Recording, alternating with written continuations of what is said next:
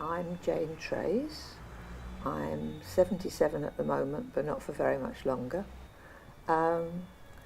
What do I do these days? Who am I now? Well, I listen to people's stories, and I tell stories, and I write books, I suppose you would say now, yeah. A few years ago, I started a PhD in which I was looking at the lives and experiences of older women who identify as lesbian or bisexual. And I tend to focus on queer people, and I tend to focus on marginalised people who wouldn't otherwise get their stories told.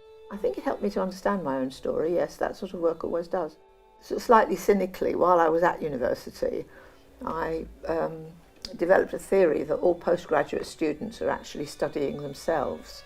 And I think in my case it was probably true, though I hadn't realised it when I went into it, yeah. Sexual orientation, it's been a very important part of my identity during my lifetime because it was political and because it was a struggle.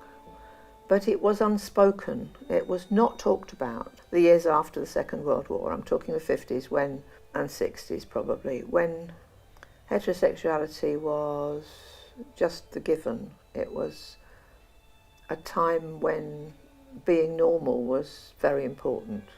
We were not brought up to know about the other opportunities, as it were.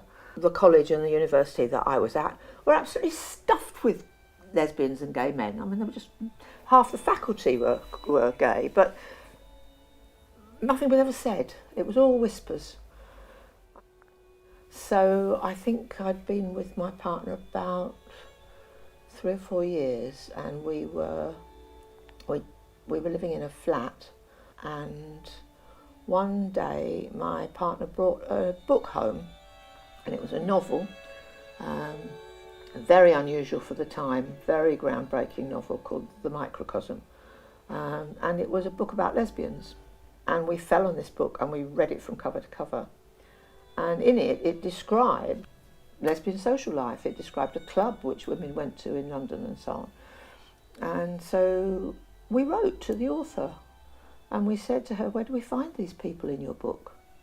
And bless her, she wrote back, if you're in London you can go to this club. And she told us where it was. And it had just started, and it was called Arena 3. And it was the first, the very first sort of communication really for gay women. And that was how we met our first lesbian friends. So yeah, it was very, very difficult indeed, because you stood to risk such a lot if you came out. I mean, it sounds mad now, but you risk losing your job. So yeah, difficult. I went to university straight from school, and then I went to university again almost exactly 50 years later. When I first started out on my postgraduate study, I went to a little conference, and it was a postgraduate conference, so the people there were all studying very, very different things. And we all sat down at lunchtime to eat our sandwiches and talk to each other. And the woman next to me said, oh, what was I studying? And I said, older lesbians. And she was studying something completely different, I don't know, history of the garment industry or something. And she said to me, oh, that's funny. And I'm like, why?